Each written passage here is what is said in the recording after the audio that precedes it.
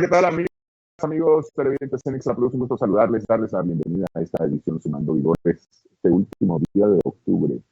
Muy interesante, sí, con mucha actividad durante el fin de semana, especialmente por los resultados electorales en Brasil, con una diferencia de casi el 1,5%, lo que sacaron cerca de 2 millones de votos más para Lula en lugar de Jair Bolsonaro, y Lula es el presidente electo el 1 de enero del año 2023. Asumirá su tercer mandato en Brasil, Ignacio Lula da Silva.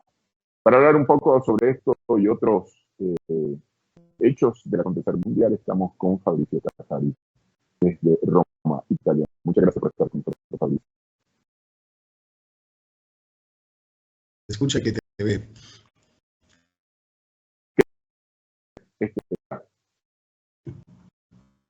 A Lula le tengo cariño y le tengo mucho político, porque tengo 3 cosas bien grabadas en la cabeza cuando hablo de Lula. Primero, el Lula que repele el ALCA, es decir, el proyecto de control desde Washington de toda la economía latinoamericana. Es Lula que manda a Bush y Clinton y Bush después. En segundo lugar, el Lula que ayuda a Venezuela cuando Venezuela está de rodilla con la huelga del petróleo. Y Lula que envía barcos de Venezuela se levante. En tercer lugar, Lula es, junto a Fidel, el Foro de Sao Paulo, que es el organismo internacional más importante que hay. Por último, Lula es la persona que en 2 mandatos preside de la pobreza y del hambre a 8 años. Y es el único político de centro izquierda del continente que habla abiertamente de propiedades públicas, de inversiones públicas. Es decir, que no piensa detener el Estado atrás, bien del hecho, las grandes empresas transnacionales privatizan todo el contrario. El discurso que dio en cuanto fue proclamado electo, o por lo menos que se sigue el resultado, es un discurso muy bello, muy interesante, que es todo un programa político. Incluso, ya que estoy en la televisión nicaragüense, aprovecho por decir que hay muchos aspectos de ese discurso, muchos programas de ese discurso, que bien se parecen a programas sandinistas. Estamos hablando de inversiones públicas, de lucha, de intervención directa del Estado en la ayuda de los más necesitados. Estamos hablando de patrimonio público y de disponibilidad a siempre y cuando la última palabra quede al país. Estamos hablando de soberanía política. Estamos hablando de autosuficiencia alimentaria. Es decir, estamos hablando de un gobierno que tiene un tilde socialista, a pesar que quizá no tendrá la fuerza para imponer todo esto, pero sí seguro va a ser una vuelta de hoja poderosa con respecto a ese obrobrio de la presencia de ese nazi en Brasilia. Es decir, ya en el plan alto se respira otro aire. Creo que Lula incluso... Fíjate que... Dime. No, dale. No, creo que Lula incluso desarrollará un papel muy importante, tanto en América Latina, no solo en Brasil, así como a nivel internacional, más global. Pero eso lo podemos dejar para después si quieres. Tiene un plan de lucha contra la pobreza tremendo. Él dice que va a volver a ser Brasil, o más bien va a retomar donde dejó su gobierno, donde dejó el gobierno de Dilma, que era una continuación del gobierno de él, a trabajar con la gente, le va a devolver a la gente importancia. Yo creo que Lula tiene toda la intención de mantener ese programa. La correlación de fuerza en el país no lo ayudan. Incluso Bolsonaro tiene 99 diputados, mientras que él tiene 79. No va a ser una paseada. Pero Lula tiene una capacidad de utilizar la conjuntura política. Y la derrota de Bolsonaro va a causar una posible desbalanza en sus mismas filas. Es decir, que hay muchos que cuando llega el agua se escapan para no ahogarse. Brasil tradicionalmente es un país donde en el Parlamento hay movidas muy fuertes de un lado para otro. Se compran, se alquilan, los diputados se hacen cualquier cosa. En esa democracia de tilde formal es divertida en Brasil. La cosa importante es que Lula tiene un apoyo popular muy fuerte, mucho más fuerte de lo que dijeron la urna, y tiene incluso una credibilidad internacional muy, muy afirmada. Esto hace que no se puedan dar el lujo de hacer lo que han hecho, incluso porque ya la sanganada de la persecución judicial se acabó. Y se demostró aún más con la presencia del juez Moro en la fila del Senado, en la ultraderecha, todo el tilde político que tenía esa operación, que recordemos, una operación de lawfare querida por los Estados Unidos y los facenderos brasileños, que vieron la necesidad de desquitarse este hombre que estaba promoviendo un Brasil equitativo y una defensa del suelo de Amazonia y un papel en el plan internacional que molestaba tanto a los facenderos internamente como a los Estados Unidos externamente. Entonces, Lula pagó con el lawfare, que fue la venganza de los Estados Unidos para haberle detenido el ALCA. Esa es mi personal opinión. Y pagó con el lawfare la amistad histórica. Acordémonos que el objetivo era no solamente Lula, sino que el Partido de los Trabajadores. Estamos hablando de un partido que junto al Partido Comunista de Cuba y al Frente Sandinista de Nicaragua son los tres partidos de masa que existen en Latinoamérica. No hay otros. El más boliviano no se le puede decir eso. Y a ningún otro partido más. Destruir el PT y destruir Lula ha sido una de las hazañas más importantes que ha tenido los Estados Unidos en los últimos 15, 20 años en Latinoamérica. Y no lo ha logrado del todo. Ahí está Lula volviendo. Aunque sí, hemos pagado su ausencia. Pero, claro, no va a ser la misma perspectiva de los años 2000. Yo escucho muchos compañeros que están dudosos, quizás porque aquí hay un dicho en Italia que dice que cuando te quemas con el agua caliente le tienes miedo hasta la fría, ¿no? Pero puede ser que después de Castillo, después de Boric, después del mismo Petro, la gente anda un poco así desencantada. Pero la verdad es que claro que no va a ser lo mismo. No está Fidel, no está Chávez. El marco es diferente. Y no está un gobierno de los Estados Unidos extremadamente concentrado en el área del Asia Menor, de Oriente Medio. Más bien está concentrado en Latinoamérica. Pero está Daniel, Petro, está el gobierno de Bolivia, está en Cuba, Nicaragua, Venezuela. O sea, tampoco va a estar solo. El asunto es que tiene la autoridad suficiente, creo yo, para explicarle a ciertos exponentes de esa así llamada izquierda al caviar de Latinoamérica, proponer el discurso, repetir como lora el discurso de los Estados Unidos sobre los derechos humanos. Y la cosa más divertida es que lo hace quien mejor se calle de ese tema. Ahora, imagínate que ese títere de Boric, porque es un títere, que ese títere de Boric hable de derecho humano con Venezuela y Nicaragua, es de reírse. Hijo de tu madre, sos la patria de la violación de los derechos humanos histórica en Chile, y sigues con tu policía que sigues tirando balas de hule en los ojos de los estudiantes, y vienes a dar lecciones a Nicaragua o a Venezuela de derechos humanos. Hablas de soberanía política. Boric no es el presidente, es mentira. El presidente es la Junta Militar de Chile que manda en el país. Boric no anda ni a miar si los militares no le dan permiso. Y entonces, ¿a qué sirve que te pones en una tribuna a recitar el discurso que te escribieron y que te dijeron decir del Departamento de Estado? No sirve nada.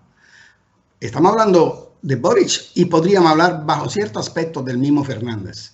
Un oscuro funcionario que volvió a ser presidente solo porque la Cristina fue entopada por el lawfare. Pero ya no son la misma cosa. Y no es la misma cosa el mismo Petro, aunque está equivocado con Nicaragua. Y no es la misma cosa Arce, aunque no es Evo. Es decir, son distintas las situaciones, distintos los personajes.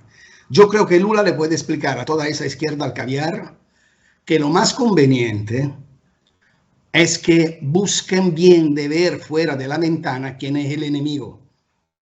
Porque hay una vieja frase de Lenin que dice, cuando tienes dificultad a entender cuál es tu enemigo, siempre lo buscan en lo que te está más cerca. Y entonces es lo que le pasa a esa izquierda al caviar.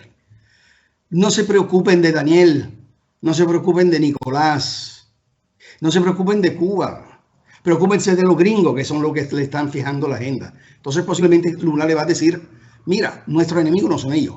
Va a ver que cuando vamos reforzando UNASUR, cuando vamos reforzando la relación dentro de Mercosur, vas a ver que los gringos lo encontramos enfrente peleándose con nosotros, no con nosotros. De último, me alegra la llegada de Lula porque es como llevar las flores en la tumba del grupo de Lima. No sé si llaman los grupos, sí, de Lima. No sé si llaman los grupos, yo diría el cartel de Lima, así como se le llamaba, es más indicado. El cartel de Lima acaba ya después de la elección de Petro y ya después de la misma victoria de Lula aún más. ¿Qué queda? Ya con Castillo andaba peligrando. O sea, ya no existe el cartel de Lima. Queda como último instrumento formal, digamos así, que quiere tener influencia de ese asunto derechista del Grupo de Puebla, pero no, del Grupo de Puebla no cuenta nada.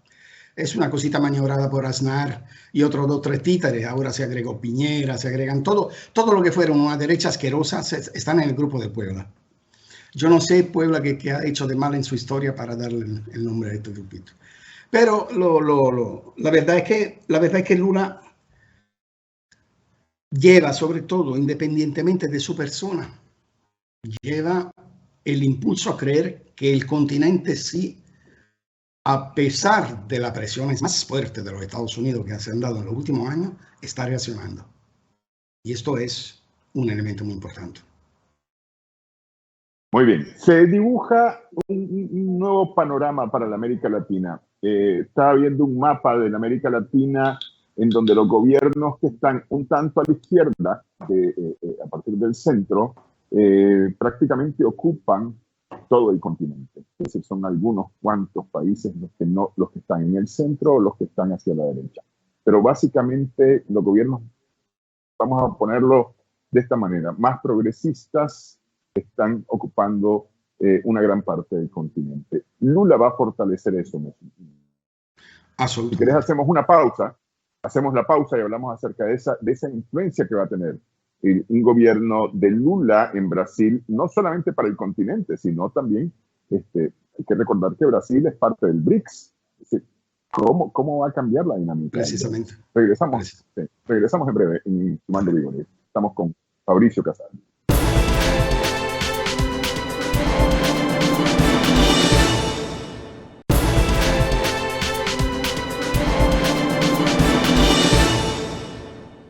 Continuamos Sumando Vigores en Extra Plus. Estamos conversando con Fabricio Casari, que nos atiende desde Roma, Italia, para hablar un poco acerca de lo que significa Lula, el triunfo electoral de Lula en Brasil este domingo. Decíamos un triunfo bastante apretado. La primera mitad del conteo, hasta el primer 50%, iba arriba a Bolsonaro. Claro, la lógica siguiente eran los centros urbanos en donde él tiene más adeptos, digamos, los resultados que estaban llegando primero. Pero cuando empiezan a llegar los lugares más recónditos de la República Brasileña, empiezan a producirse esos cambios y ya en la segunda parte es total y absolutamente, después del primer 50%, es Lula el que domina el escenario totalmente. Apretado resultado, pero bueno, Lula es el presidente electo de Brasil, 1 de enero 2023 es el presidente de Brasil, y él dice que va a volver a poner en la palestra pública a Brasil, le va a volver a dar a Brasil la calidad que tenía antes en el mundo.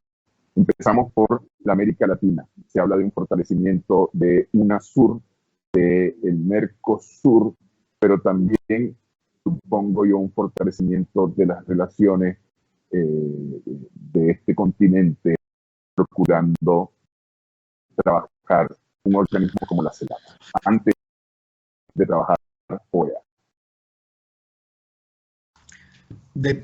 Creo que Lula tendrá esa posibilidad. Tampoco la suya va a ser una vida fácil, ¿no? Porque, claro, que intentarán de todas maneras de condicionarlo, de ponerle trabas. Y la derecha buscará cómo utilizarlo a su manera. La derecha internacional me refiero, no a la brasileña. Es decir, el imperio, para ser más claro. Ahí habrá dos caminos. O se pone a disposición del diálogo entre los distintos tipos de izquierda que hay en Latinoamérica, o se pone a disposición de la parte más tibia y más light de esa izquierda para que ponerse como alternativa incluso a la izquierda socialista que en Cuba, Venezuela y Nicaragua gobierna. Por lo tanto, esto será por verse. Yo me inclino a pensar que será la primera de la hipótesis, pero obviamente la experiencia de los últimos 20 años en América Latina no te asegura nada con nadie. Sin embargo, lo que a mí me pone feliz es no solo la victoria de Lula, sino que esa conlleva también la salida de Bolsonaro. Yo creo un exponente de Neandertal, nazista en el alma, sionista, imperialista, o sea, todo lo que termina en ista peor se lo podía pegar a Bolsonaro, y que ha sido una amenaza por toda Latinoamérica, no tanto por lo que podría efectivamente hacer, sino que por indicar la posibilidad que una posición es así, podían llegar a ganar. Y si vas a ver, no es muy diferente de la derecha de Bolivia y en parte parecido a la derecha de Ecuador, simple y sencillamente que tienen unos modos más educados. Entonces, y mucho menos es diferente de los fascistas chilenos o argentinos. Entonces el marco es complejo. No, te digo, no hay la condición que había en el 2000, obviamente. Pero mientras veremos lo que pasa, lo que podemos ver es lo que ya pasó. Es decir, Bolsonaro está fuera del plan alto. Y eso es un resultado positivo en cualquier manera tú la quieras ver. Mientras considero la victoria de Boric igual que si hubiera quedado Piñera, cambia muy poco. No, la diferencia entre Lula y Bolsonaro es enorme, obviamente. Veremos. Pero bueno, pero estamos hablando 20 años. 20 años, hace 20 años no se hablaba de un mundo multipolar como se está hablando hoy, donde hay condiciones específicas de ese mundo multipolar, de la creación, del nacimiento de ese mundo multipolar, al que Brasil se apuesta. Porque es decir, el BRICS no lo empezó Bolsonaro, lo empieza Lula y Dilma. Claro. Es decir, son ellos los que participan en la creación del BRICS. Absolutamente. Participa Bolsonaro, pero fíjate que yo destacaría de Bolsonaro la posición en cuanto al conflicto creado por la OTAN en Ucrania. Y Bolsonaro se plantó y dijo: yo no me voy a cerrar contra Rusia, si Rusia es un socio comercial y un socio importante que tengo en este momento. Y no se cerró. Bolsonaro no se cerró, pese a cualquier posición, no se cerró. Sí. ¿Ah? Eso sí destacaría de Bolsonaro. Hay que conocérselo. Sí. Pero esa posición de Bolsonaro del mundo multipolar, tal vez él no la miraba como el mundo multipolar, pero sí la va a ver Lula. Lula, con respecto a la multipolaridad del mundo, ya habló claro en varias ocasiones que se necesita. Que ya no se puede postergar eso. Que ya el dominio unipolar no tiene sentido, no tiene fuerza, no tiene cabida. Entonces, esto representa una postura que ya es de muchos líderes internacionales. La diferencia es entre lo que lo dice abiertamente y lo que se quedan calladitos. Pero todo el mundo se entera que ese mundo, así como está manejado por Estados Unidos y Unión Europea, no va. Yo desde la edad de 15 años, más o menos, escucho hablar de crisis política, crisis financiera, crisis ambiental, crisis de valores, crisis social, crisis económica. Ponle toda la crisis que tú quieras, porque ahí está. Entonces mi pregunta es, ¿será que cuando hay 200 crisis distintas es el sistema que no funciona? Es como que tú que tengas un carro que cada día se le rompe una pieza. Llegará el día que pensarás que hay que cambiar el carro o seguir cambiando piezas todos los días que tú te despiertas. Entonces esto es, dígame, el fundamento por el cual muchísimos países saben que Estados Unidos ya no tiene el dominio tecnológico, ya no tiene el dominio financiero y ya no tienen el dominio económico. Se sustentan imponiendo sanciones criminales a todos los competidores. Con el cuento de los derechos humanos, tratan de eliminar cuotas de mercado y cuotas que pertenecen a sus competidores para no quedar atrás en el enfrentamiento. Entonces, quieren quedar siendo el primer nivel de intercambio, todo simplemente como acabando con los competidores, no porque tienen mejores productos, mejores precios, mejores calidad, no. Sencillamente porque los otros no pueden participar. Entonces, es un partido en una cancha de fútbol donde en vez de ser 22 son 11. Esa es la idea que tiene del libre mercado de Estados Unidos. Y la idea que tiene del sistema de relaciones internacionales que prevé que ellos mandan y los demás obedecen. Y esto ya no se puede dar. Los BRICS ya son el 40% del Producto Bruto del mundo. Con el ingreso ahora de Argentina e Irán que pidieron de ingresar, eso lleva casi al 50%. Entonces, ¿de cuál lugar puede venir la idea que tú, que controlas menos de la mitad del Producto Interno Mundial, decides todo lo que se refiere a la economía? Porque la idea que hay en el fondo es que no existe el Estado-nación. Ya todo es globalización. Entonces, si todo es globalización, los precios, las condiciones, el valor de los productos, ¿dónde se deciden? Se deciden en organismos internacionales centralizados. Ajá. ¿Y quién controla esos organismos? Los Estados Unidos, gracias a su poderío político y militar. Entonces, qué rico. No hay Estado-naciones, hay un solo Estado y una sola nación que gobierna todo el mundo. Eso no va. Entonces se van formando alianzas regionales, bloques regionales importantes. Uno de esos, el más importante, la Organización por la Cooperación de Shanghái, por ejemplo, además que el BRICS. Son bloques que ya no le hacen caso a los Estados Unidos y a la Unión Europea. Son bloques que ya viven de su propia luz, se iluminan con su propia luz.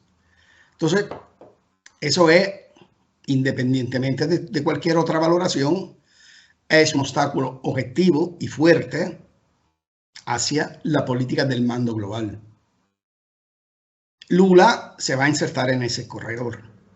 Lula no va a ser un títere de los Estados Unidos, eso no lo creo. Puede ser que no sea el más agudo defensor de los procesos revolucionarios latinoamericanos, pero jamás va a ser títere de los Estados Unidos porque nunca lo fue, simple y sencillamente. A menos que en los 500 y pico días que pasó en la cárcel se volvió completamente otra persona que no parece, leyendo lo que dice y escuchando lo que dice. A menos que no sea eso, seguramente va a ser un problema más por los Estados Unidos y un recurso más para la unidad latinoamericana, y no al revés. Este es lo que pienso el futuro, el futuro de la OEA, ¿cómo lo ves con Lula? No va a estar mejor de como está ahora, es decir, ya ha fracasado y seguirá fracasada. No será Lula la que reanima la OEA, Lula va a reanimar la CELAC, que ya tiene su cuota de problemas también. Es muy difícil que Lula pueda servir algo a la OEA. De ninguna manera. No le tiene ningún aprecio. Así que no, muy difícil. Ok, vamos a trabajar entonces una CELAC más activa, con mucho más fuerza. Una fuerza que aporte Lula a este proceso. Hay que recordar que la CELAC fue con Manuel Andrés López Obrador, que cogió un nuevo brío, ¿no? Hace un par de años.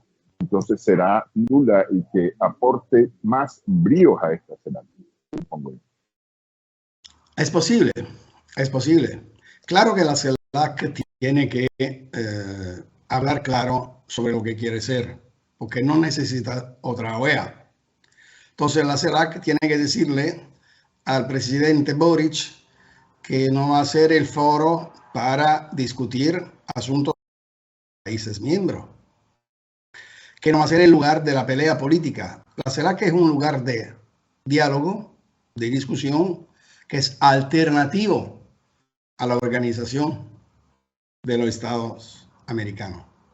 Si se piensa repetir lo mismo que se hace allá, mejor ni camine, ni siga, porque no hay ningún interés, no hay ninguna necesidad. No estaba haciendo falta una mesa con alguna silla para saber dónde sentarse. Estaba haciendo falta políticamente un lugar idóneo a la unidad latinoamericana. Es decir, o la CELAC es instrumento de la unidad latinoamericana, o la CELAC es instrumento del imperio que trata de impedir la formación de la unidad latinoamericana. En eso hay que estar claro.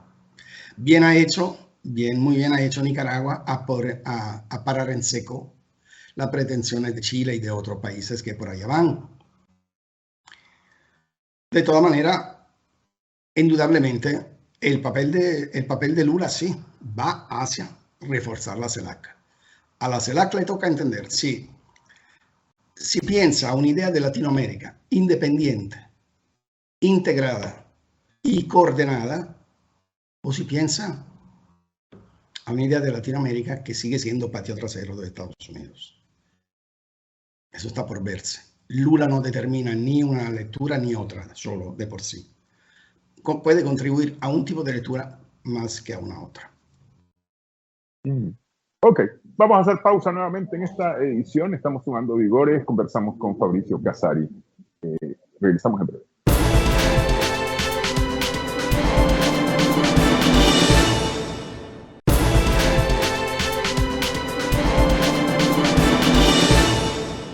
Continuamos sumando vigores en Extra Plus. Estamos conversando con Fabricio Casari a propósito del triunfo electoral de Lula en Brasil. Pero decíamos que hay condiciones que han cambiado en los últimos 20 años, del 2002. Hay muchas condiciones en el planeta que podrían facilitar o complicarle la vida al presidente Lula.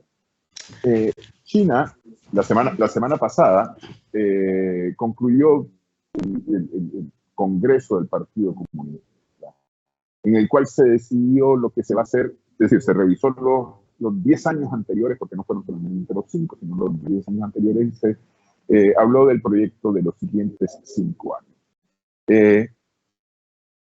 China, parte del BRICS, parte del grupo Brasil, Rusia, India, China, Sudáfrica.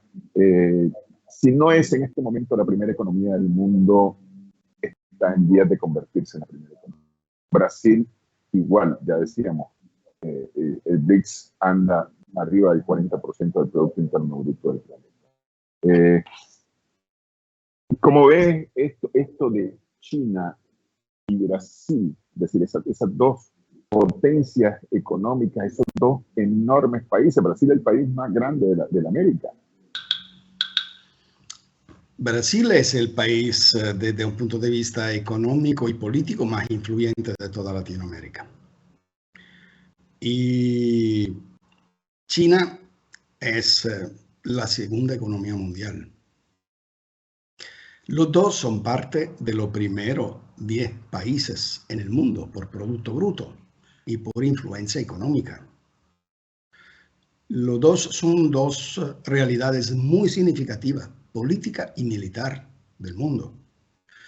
Estamos hablando de dos piezas fuertes. La perspectiva china obviamente es una perspectiva global, la que no es la de Brasil. Aún si Brasil, tanto en África como en América Latina, ha movido su ficha. Ha ido ayudando y desarrollando con tecnología y productos a muchos países de África.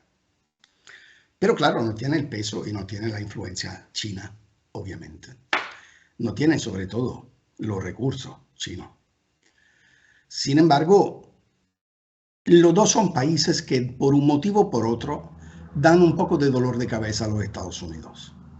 Entonces tú me vas a perdonar si no te puede si te puede parecer un razonar no muy fino desde el punto de vista de la política internacional, pero cuando mi enemigo se molesta, algo de bueno estoy haciendo. Así la veo yo. Y el papel de los dos países dentro de los BRICS es un país que llevará esa agrupación que ya va acercándose al 50% del Producto Bruto del mundo, tarde o temprano, una posición económica tan importante va a buscar su leadership política que la sustente y su fuerza militar que la defienda. Así como la Organización por la Cooperación de Shanghái. Los Estados Unidos están horrorizados y mueven guerra e intentan un golpe de Estado en todos lados precisamente porque saben que donde hay crecimiento económico, donde hay países emergentes que van sumando fuerza, por decírtela como la diría tú, van sumando vigores en todo el mundo, tarde o temprano eso se transforma en una alianza política y hasta militar. Ya los Estados Unidos no pueden hacer como Oriazzi y Curiazzi, uno cada uno me la veo con todos. No, es posible que ya ese esquema no funcione de ninguna manera. Por lo tanto, pues yo creo que ninguna de las dos, ni la confirmación de Xi Jinping a la jefatura del Partido Comunista de China, ni la victoria electoral de Lula, puedan de ninguna manera ser dos buenas noticias por el imperio. Y también la Unión Europea, que mucho lo celebra Lula, que le dice que bueno que haya ganado y todo, no es que le ame Lula, simplemente detestaba a Bolsonaro. Porque la Unión Europea está muy vinculada y muy pegada al credo del Partido Demócrata de los Estados Unidos, que por tener Trump como amigo de Bolsonaro, odia a Bolsonaro. A veces la política internacional es un asunto mucho más infantil y mucho más miserable de lo que te hacen estudiar en la cátedra de ciencias políticas, ¿no? Tú estudias doctrinas de las relaciones internacionales, como yo estudié, y después te das cuenta que la cosa es mucho más miserable de los grandes dibujos del rísico mundial, ¿no? Pero sí, hay eso también. Bueno, está por aquí, a propósito de la Unión Europea, está por el continente americano el señor Borrell. Sí. No sé si anda por Brasil o alguna cosa de esa, pero está el señor Borrell, que alguien decía, anda buscando las cosas bonitas de la jungla para llevar al jardín. El señor Borrell es el manifiesto de la estupidez europea. Jamás la Unión Europea ha tenido un hombre representándola internacionalmente más nefasto y más estúpido. La ansia que tiene de complacerle a los gringos es una cosa que nunca se ha visto. De verdad es el paradigma de los colonizadores que se han vuelto colonizados. Los españoles tienen esa habilidad de cambiarse, de disfrazarse completamente. Pero jamás hubo un responsable por la política exterior de la Unión Europea de tan bajo nivel como Borrell. Es espantoso. Está enloquecido por completo con Ucrania, están locos pidiendo guerra a todos lados. Yo lo siento mucho que ande por Latinoamérica y no ande en la prima línea de frontera en Ucrania. Ahí lo quisiera ver. Pegando su instigación a la guerra, más guerra, más guerra. Allá lo quisiera ver. Hasta con un chaleco antibala. Pero allá lo quisiera ver en vez de quedándose en los cócteles y en los grandes hoteles de Latinoamérica. ¿Por qué anda ahí? Porque la Unión Europea se ha dado cuenta que China y Rusia están en Latinoamérica, mucho más de lo europeo, lo cual, según ellos, por parte de Portugal y España, creen de tener algún derecho, y Inglaterra, creen que ya no es parte de la UE, pero creen de tener algún derecho divino de relación privilegiada con Latinoamérica. Como el que dicen los españoles, con la madre patria tiene que estar ahí. Preocupado del crecimiento de la influencia de los chinos en la economía latinoamericana, y no solo en la economía, es sabido por todo el mundo que los chinos tienen opciones de calidad de intercambio y cooperación militar con muchos países, sobre todo con Venezuela. Y eso le quita el sueño al europeo. Porque la verdad es que en el momento que China va a Latinoamérica, va exactamente porque sabe qué es lo que quiere. ¿Qué es lo que quiere China? China necesita alimentos y energía para sustentar su desarrollo. Es 1.400 millones de gente que necesitan 3 tiempos de comida. Entonces, no tiene China energía y alimento suficiente. La energía la va buscando desde Rusia, ya que con la ruptura con la Unión Europea, todo el flujo de energía que iba hacia Europa se va tranquilamente hacia China. La comida la tiene que buscar en Latinoamérica. Y en África. Y en África, obviamente. Por eso está allá. Pero es una forma de relación con los demás países muy clara, muy abierta. No, tú no le puedes decir que los chinos son imperialistas, no le puedes decir que son colonizadores. Al contrario, vienen y te ofrecen hasta más de lo que vale internacionalmente el precio de un producto y dicen, yo te lo compro porque lo necesito. ¿Qué necesitas eso? Yo te lo hago. Su relación comercial y política con los otros países se basa sobre el consenso recíproco, sobre la conveniencia mutua. Es win-win, como dicen los gringos. O sea, te doy y me das. Entonces, no es una postura de yo vengo y me hago dueño de tus recursos. En cambio, te doy mi protección política. Eso no es. Eso es el pacto negro que hacen los gringos con los demás países, que hicieron después de la Segunda Guerra Mundial y que han mantenido. Yo te invito en mi hogar, vos vas a ser mi amigo, a cambio de eso me da tus recursos, tu soberanía política y la entrega de cualquier anhelo de independencia, porque yo soy el que te representa. Vos sos pieza de mi ajedrez. Ese es el pacto que hicieron los gringos con todo el mundo. Los chinos y los rusos no hacen eso. Entonces, lo que yo pienso de China es todo el bien que se pueda. Obviamente es un país con una lectura muy atenta de lo que le conviene y de lo que no le conviene. Los chinos no hacen nada de lo que no le conviene. Pero la verdad es que lo que conviene a los chinos conviene a muchos países. Es decir, no son curas, no son franciscanos, no andan regalando para nada. Tienen muy claro lo que le interesa y lo que no le interesa, pero de ninguna manera tienen una opción amenazante, una opción de presión fuerte, político, militar, económica, nada. En lo particular, China tiene una cantidad de liquidez enorme. Y esa liquidez la invierte justamente en el desarrollo de los países que más tarde van a necesitar. ¿Por qué? Por lo que te decía antes, por alimentos y energía. Y si China logra completar la ruta de la seda, y en eso creo que entre el canal de Nicaragua, si China logra hacer eso, China se vuelve posición dominante a nivel mundial por lo que se refiere al comercio y al control de la vía de navegaciones. Eso no es de risa. Eso no es de risa. Sí, efectivamente el tema de cooperación es un tema importante. Bueno, China es un socio importante de Brasil. Seguramente Lula va a aprovechar estas intenciones chinas para sacar el mejor provecho para su país. Pero yo te quiero contar, fíjate que hace muchos años, en el segundo mandato del presidente Lula, él creó la Televisión de América Latina, un proyecto continental de cooperación en materia de televisión para la promoción de la cultura del continente americano, para que los americanos nos conociéramos entre nosotros y nos entendiéramos entre nosotros. Ese es el tipo de cooperación que vale la pena.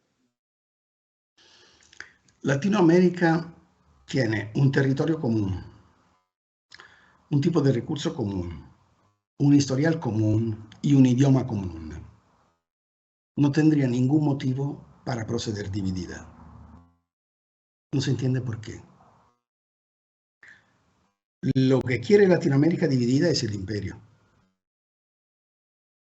Y cuando me refiero al imperio, me refiero lamentablemente a Occidente, ya que por parte de Europa en ningún momento hay una diferenciación, que digamos. A veces, incluso como sucede con todos los sirvientes, tratan de ser más realistas del rey, como se dice, lo europeo. Yo creo que cualquier esfuerzo que va hacia la integración latinoamericana debe ser perseguido. Y creo que cualquier país debe estar dispuesto a perder algo de suyo con tal de alcanzar una unidad de todos. Porque tú te sientes y dices, yo soy todo lo que quiero, eso, pues nunca ha participado en una negociación. Entonces, no, la negociación, porque nadie se levanta así como se sentó, pero todo el mundo se levanta abrazado. Esto es el objetivo final de eso. Y yo creo que Brasil anda en este sentido. Cuidado, ayer no vengo desde un mango, perfectamente entiendo de lo que pueden ser la maniobra para la leadership, para posiciones dominantes dentro del mismo consentimiento mutuo. Pero esos son detalles respecto al objetivo fundamental. A veces, cuando se da una lectura no muy sabia, se tiende a equivocar el fin por el medio. No, el medio sigue siendo un medio para alcanzar el fin y nunca regreso. Entonces, con toda la prudencia que se necesita, con toda la inteligencia que se requiere, pero con toda la flexibilidad que también es necesaria, hay que perseguir ese camino. Relaciones de Estado a Estado y juntos en una dimensión unitaria. Pues te lo digo así más fácil. La América Latina debería de hacer lo que la Unión Europea quiso hacer y no logró hacer. O sea, unir 27 países diferentes entre ellos, bajo una moneda única, bajo un idioma único, bajo varias cosas. Nunca la Unión Europea ha podido hacerlo. Tratados internos como de migraciones, de cualquier cosa, de comercio y todo. ¿Por qué eso? Porque Latinoamérica tiene una, digamos así, una comunidad de historia y de cultura que Europa no tiene. La cultura que está de ahí, del Danubio para allá, es muy diferente de la cultura que está por España o Portugal. Y la cultura que está de Italia a Grecia nada tiene que ver con la cultura que está en Polonia. Y Inglaterra, bueno, sí debe tener algo de cultura también Inglaterra, es su propio cuento. Sin embargo, las tres grandes ideologías del siglo XX nacieron en Europa, ¿no? El socialismo, el nazismo y el liberalismo nacieron en Europa. Entonces, ¿qué te dice eso? Que cuando un continente tiene mucha riqueza intelectual, tiene mucha riqueza en lo general, sí se puede buscar, intentar juntarlos. Porque cuando los continentes son unidos, la fuerza del imperio todopoderoso se reduce. Y Latinoamérica, si pudiera hablar con una sola voz, sería el peor dolor de cabeza por los Estados Unidos. ¿Por qué? Porque Latinoamérica, fundamentalmente para los Estados Unidos, es la base fundamental de su riqueza. Su control es lo que transforma a Estados Unidos de potencia a superpotencia. Entonces, controlar o no Latinoamérica es vital para tener su protección, para tener su recurso y para seguir chupando toda la energía que necesita para mantener su modelo fracasado, que sin esto no tendría sobrevivencia. Si Latinoamérica al día de hoy todavía no entendió esa simple valoración, pues... Muy bien. A propósito que tocabas Europa, quiero hacer una pausa porque quiero que me contes un poco acerca de cómo está Europa en estos días. Regresamos en breve en Sumando Vigores.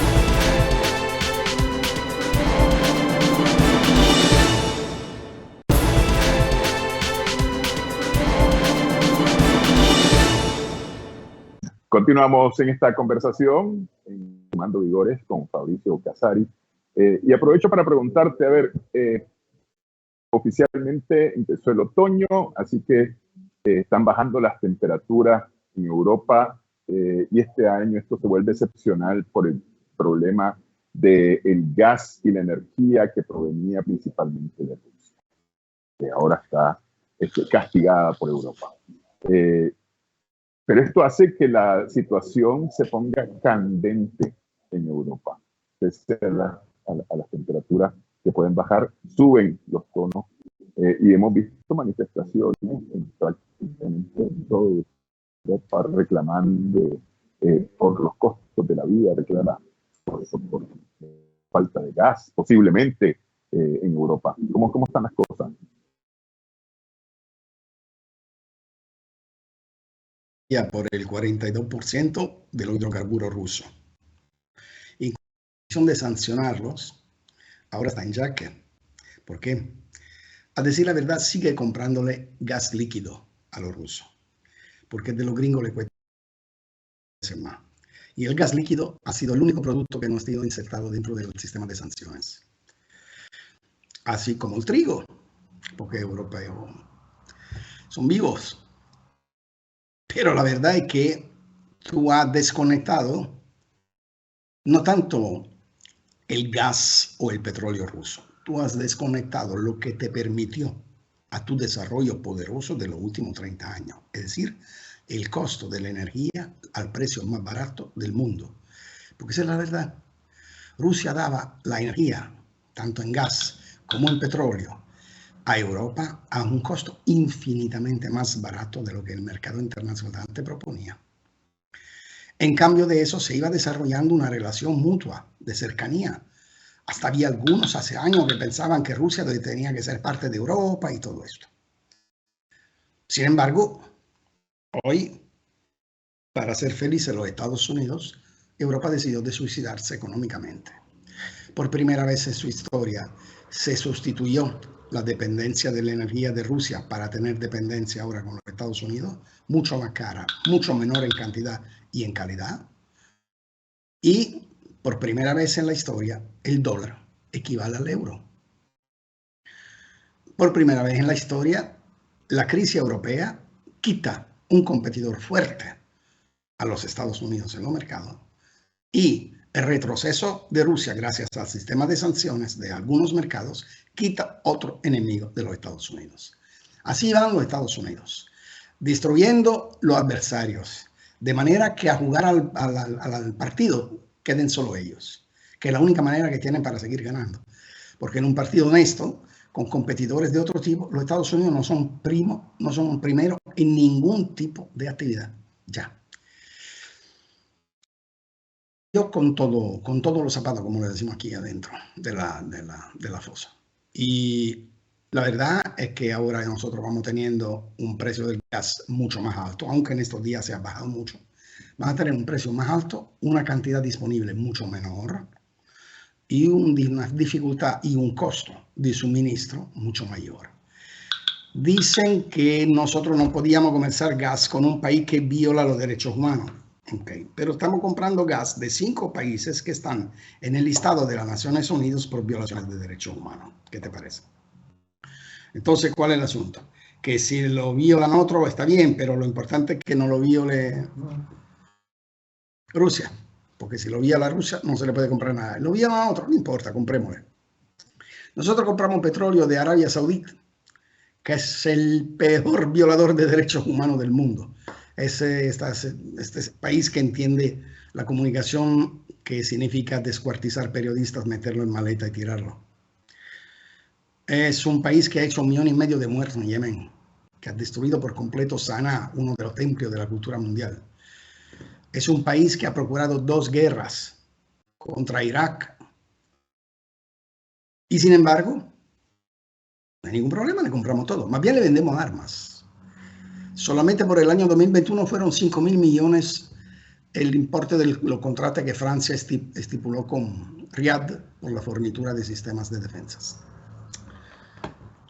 Dice, sí, es un país, nosotros luchamos contra el terrorismo y el fundamentalismo, es la cuña del fundamentalismo sunita, de naturaleza wahabita, que es lo peor.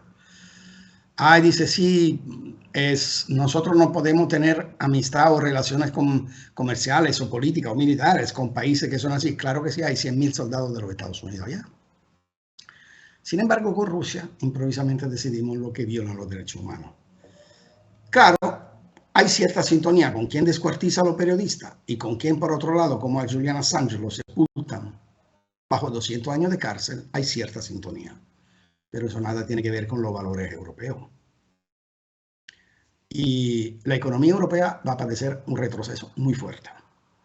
La misma Unión Europea está a riesgo de hundirse, porque la alianza histórica sobre la que se formó y se mantuvo entre Francia y Alemania ya está quebrada.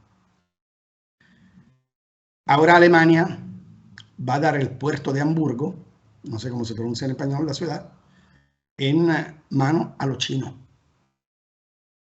Ella ahora ha comenzado a desatarse la guerra contra Alemania, que era la locomotora de toda Europa. Así que de repente se da cuenta de lo que hay atrás, una guerra ideológica y una guerra para el control de los mercados. Le vale un pito de la suerte de Ucrania, que es usada como carne de cañón para atacar a Rusia, para aislar a Rusia, para romper su vinculación con Europa, para volver a dar más poderío a los gringos en los mercados internacionales de materias primas y de productos. ¿Sabes qué dicen? Que ahora Rusia va a detener la salida de Ucrania de sus cereales, ¿verdad? Del trigo, perfecto. Y ya comienza la alarma, la hambre en el mundo va a ser un desastre. Mentira. Ese trigo, cuando salió, esos cereales, cuando salieron, solamente el 5% de lo que salieron fue a África, todo fue a Europa. ¿Sabe por qué? Porque las grandes plantas de cereales son de Monsanto y de 3 sociedades europeas. Entonces, en este sentido, el interés por el asunto ucraniano nada tiene que ver con quién agredió, quién fue agredido, nada. La OTAN, en su ampliación hacia el este para amenazar Moscú, intentó un golpe de Estado en Bielorrusia, uno en Kazajistán, y puso los cañones frente a la puerta de Rusia. Rusia avisó que no podía ser y se decidió de carcajarse de eso. Y Rusia actuó. Y la verdad es que el último anillo que falta a la cadena es la posibilidad de un conflicto termonuclear limitado. A los Estados Unidos le conviene un conflicto aún de dimensión nuclear en Europa. Le conviene bajo todos los puntos de vista. Definitivamente de un solo se acaba Rusia y Unión Europea.